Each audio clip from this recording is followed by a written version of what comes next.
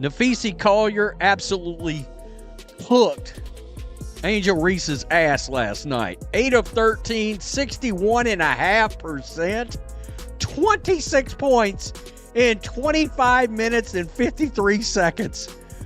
She scored 26 in 26 minutes. What unfolds when an athlete focused on personal numbers faces off against a squad committed to winning? On May 10th, we saw it firsthand. Napheesa Collier and the Minnesota Lynx tore apart Angel Reese and the Chicago Sky's strategy, limiting her to only 10 points and 3 rebounds in 25 minutes on the floor. Angel Reese, preseason, part 2, let's get it! What they say about layups, harder than nuclear physics. Bang! She's a point forward now, and nobody's more excited than opposing defenses. Time for the vintage underhand scoopity shot from 3 feet. Yep, there it is. Bang! This game wasn't just another preseason exhibition. It was a clear indication of what happens when the game moves from online chatter to real competition. Did the Lynx just reveal the truth about Reese's double-double streak? What's her new coach's perspective on her fit with the team? Stay tuned as we break down how Collier shut Reese down, the surprising aftermath, and whether fans are still tuning in just for her. And if Reese missing easy shots gave you a laugh, type baby giraffe in the comments. Let's dive in. Angel Reese fans are going to be happy because she's playing away from the rim, a long way away from the rim, and those rebound numbers and those double-doubles are about to take a back seat. So guess what? Padding the stats is not going to work out. Leading up to May 10th, Angel Reese expressed full confidence, saying she was ready to dominate, and claiming that losing wasn't something she was used to. But when she met Napheesa Collier and the Lynx, things looked very different. Reese, who built her image on rebounding, pulled in just 3 boards in 25 minutes. That's right, 3 rebounds from someone who built her name crashing the glass. I don't want to give away the farm, but Angel was 2 of 8 from the field. 2 of 8 from the field. 4 rebounds, 6 assists, 10 points. Rewatching the tape makes it obvious how Collier dismantled Reese's style of play. Right from the start, Collier used physicality to take position and keep Reese off the boards. In college, Reese could muscle her way over smaller opponents, but here, she ran into a player with perfect timing and footwork. Take a look at the second quarter. Reese attempted to seal down low 3 separate times, and Collier denied her the pass each time, forcing her farther from the basket. When Reese finally got a touch, Collier's defense led to a rushed, unbalanced shot that missed badly. No follow-up, no second chance. McDonald's sponsoring the first ever fry cook in the WNBA. Bag work is off the dollar menu, man. What is this junk? Bang! Happy Mother's Day to all the mothers out there, and most importantly, Mother Teresa, Mother Nature, and Mother 2. I'm watching because of me too. Bang! Did you know a croissant's most important ingredient is butter? Yes, butter, butter, butter pecan! Reese's shooting stats painted a similar picture. She went just 2 of 8 from the floor, missing her lone attempt from beyond the arc. The bulk of her scoring came from the charity stripe, where she knocked down 6 of 8 tries. Lacking her usual second-effort chances, her offensive presence looked surprisingly underwhelming. Look at these stats. This was some first quarter action. 5 points, 4 assists, 1 steal, 1 for 4 from the field. Missed drive layup, missed 6 foot, leading taking 2. Missed drive, lead taking layup. It's going to be another one of those years, folks. Credit also goes to the Lynx for executing a strong team defensive scheme. When Reese did get a look, defenders quickly rotated and pressured her into bad decisions. The Sky's second quarter was especially rough. They hit just 4 shots and shot 25% overall. On the other end, the Lynx put up 23 points and went into the break holding a 48-42 advantage. Collier, I mean, my God, 26-5. Absolutely crazy. Okay, the lack of practice or fatigue from her social life is showing itself with Angel Reese. She's doing a lot of watching and slow on defense. Also not communicating. She literally stood there and watched Fee backdoor to the rim for a layup from a pass. The opening half told the story Reese took 3 shots and missed them all, with her only points coming from the free throw line. This wasn't simply an off game. It was a case of a player being completely neutralized by smarter, tougher opposition. While Reese struggled to leave her mark, Collier dominated both ends of the floor. She tallied 26 points on 8 of 13 shooting in under 26 minutes, along with 5 boards, a steal, and a block. Collier looked every bit the MVP candidate, while Reese looked like she was still adjusting to the pros. Caitlin Clark has 0 free throw attempts. Did the refs swallow the whistle? Well, Angel's got 30. Who has the special whistle again? Oh, okay, yeah, that's right. I remember Angel Reese talking about they must have a special whistle out there. Yeah, this person says, my brain genuinely hurts watching Angel Reese fans interact. One comment online claimed the Lynx had figured out the blueprint to shut Angel Reese down, B. And it's hard to argue. By eliminating her rebounding advantage, Collier highlighted the holes in Reese's game. With no easy putbacks or cleanup points, her impact on offense almost vanished. If I'm being honest, is Angel headed towards a 12-point, 6 rebound, 4 assist kind of season? In other words, being a character actor and not the superstar of this team? To be fair, Reese did flash some vision with 5 assists, indicating she's making an effort to grow beyond just being a standard power forward. Still, when your main strengths get shut down this thoroughly, it raises important concerns about how effective you'll be at the pro level. Look, Angel had a real nice assist last night. For efficiency. I'm not going to lie. Off Here the we miss. go right here down the court. Tia Nurse Looks like maybe pushes the Nurse pace with up the for ball Chicago. down to Reese. Top of the Look key, at it's this Reese. Bounce pass, right in there for a Banham. layup. Rachel Banham with the cut. Off the nice pass from Rachel Reese. That Chicago's was for nice. efficiency. It was nice, no doubt. This wasn't merely a rough outing. It was a clear demonstration of how to completely neutralize Angel Reese. Collier showed that with strong fundamentals, smart positioning, and cohesive team defense, Reese's physical tools can be rendered ineffective. And if her play on the court is up for debate, maybe her bold off-court statements deserve a second look too. She says fans tune in because of her. So why are arenas not filling up when she plays? We're going to find out very quickly who amongst the Chicago Sky fans are really and truly basketball fans, or are they Angel Reese, the content creator fans? Because, and you got some of those folks obviously tuning in for basketball, but is it because of Angel Reese or for the best interest of the Chicago Sky team and you want to see them win ball games? I'm one of the reasons people watch women's basketball too, Angel Reese declared after being selected by the Chicago Sky. A bold statement for someone just entering the league, especially when claiming to be a major draw. But does the data support that confidence? Angel Reese's mom taking to X to tweet this after all of the hullabaloo about Caitlin Clark and the high ratings.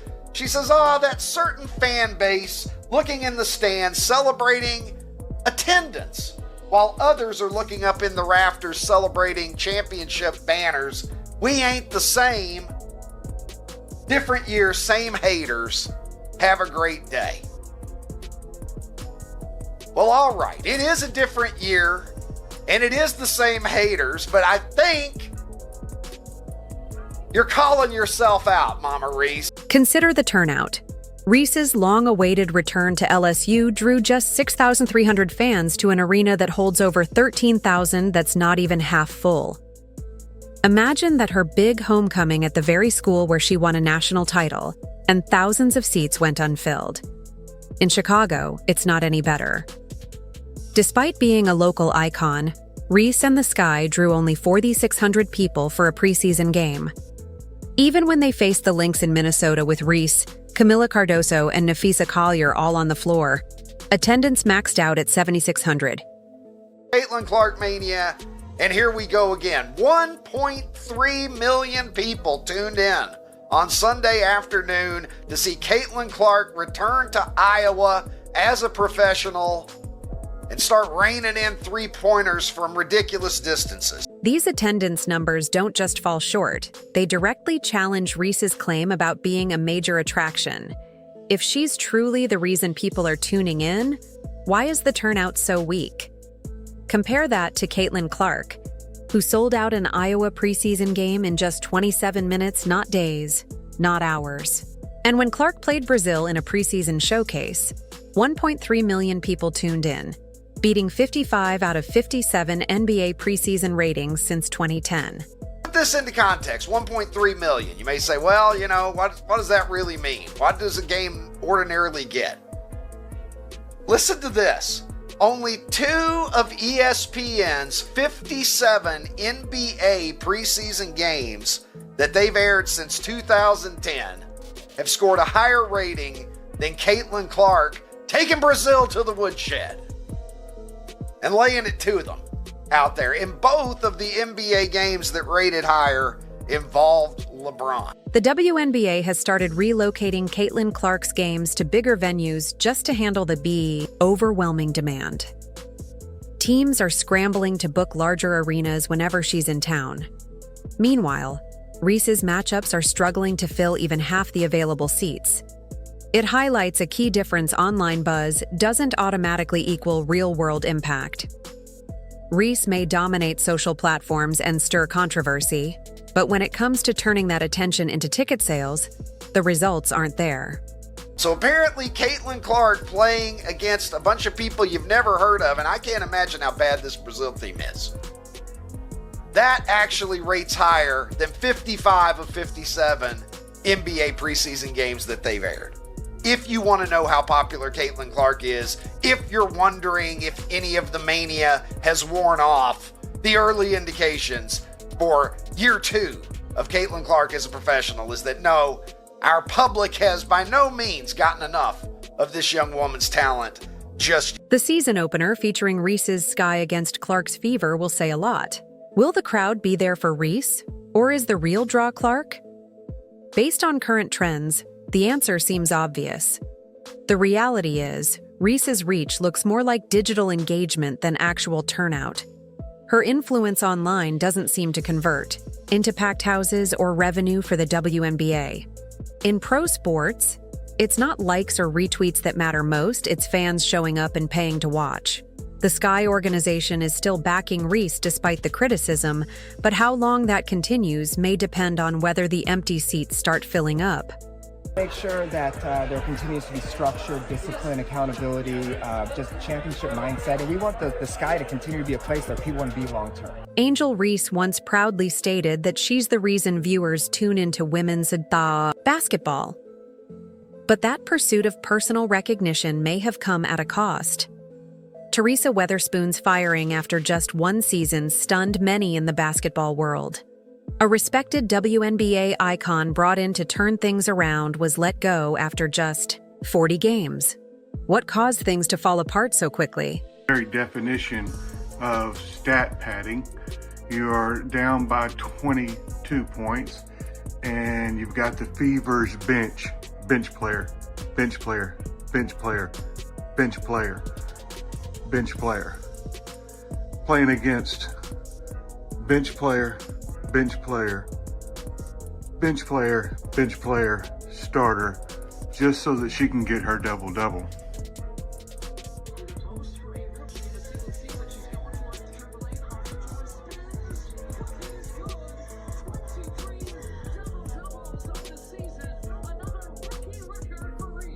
The record makes things clear. The Sky ended with just 13 wins and 27 losses, missing the playoffs entirely. Talent wasn't the issue. Several players even reached personal bests in individual categories. Angel Reese herself put up a record-breaking 13.1 rebounds per game. But those impressive stats may have covered up deeper flaws in the team's overall structure.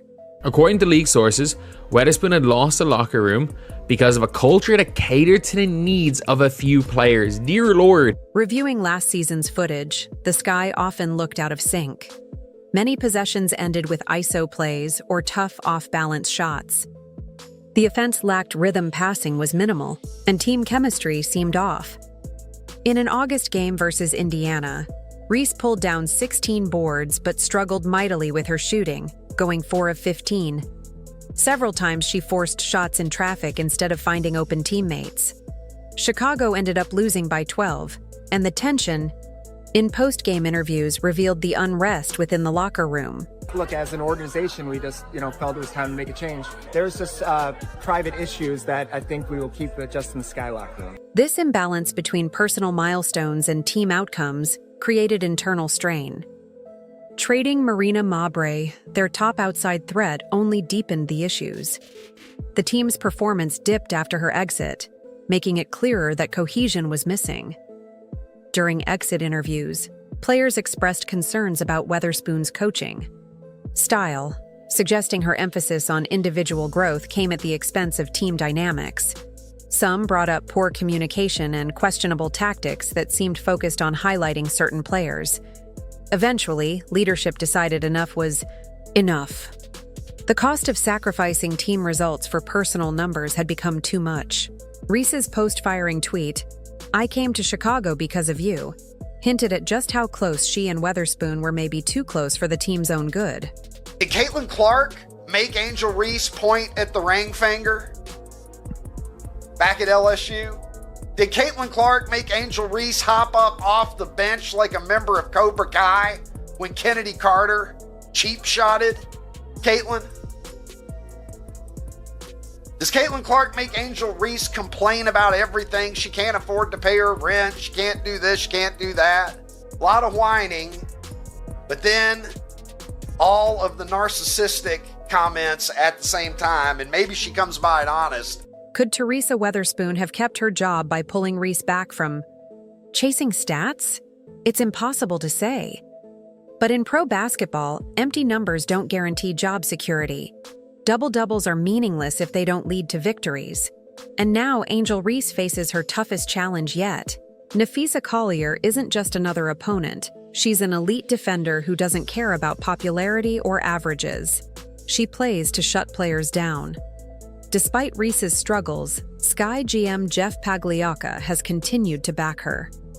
She's competitive, she wants to win, and that comes before anything else, he said.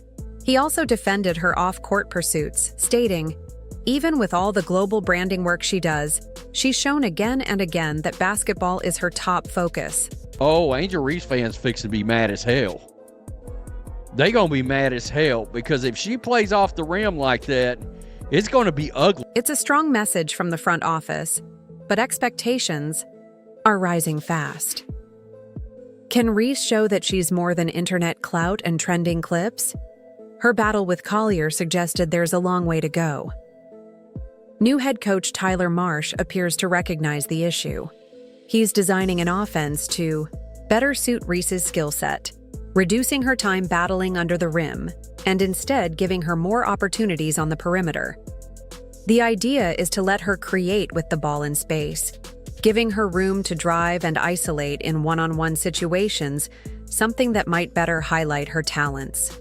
The Chicago Sky might be better than we think. Angel Reese fans are not going to be happy, though, because of the way she's going to be used in this offense.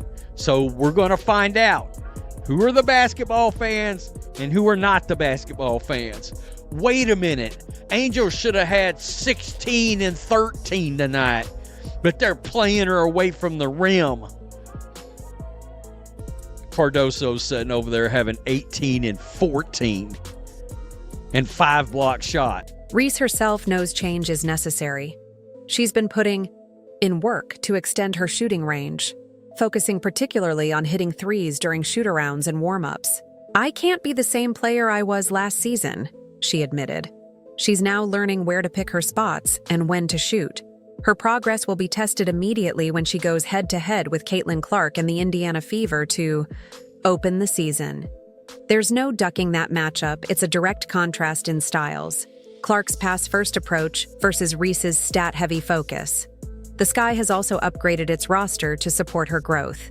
Veterans like Courtney Vandersloot and Ariel Atkins bring poise and experience. And Vandersloot's elite passing should help improve floor spacing, giving Reese and fellow sophomore Camila Cardoso better chances to score without facing constant traps. May the 17th in Indianapolis, Indiana, when the season is going to be kicked off with the Ali Frazier of our generation. Caitlin Clark hosting the Chicago Sky and Angel Reese. The Indiana Fever at Gamebridge Fieldhouse in Indianapolis. Women's basketball is in a pivotal moment, and Angel Reese is facing a turning point. Will she keep chasing highlight stats and social media buzz, or adjust her play to help win games? So far, the gap between her and stars like Clark and Collier is only increasing. The empty rows in arenas where Reese plays are telling a story that no number of Instagram likes can rewrite. Meanwhile, Clark's appearances sell out arenas in minutes.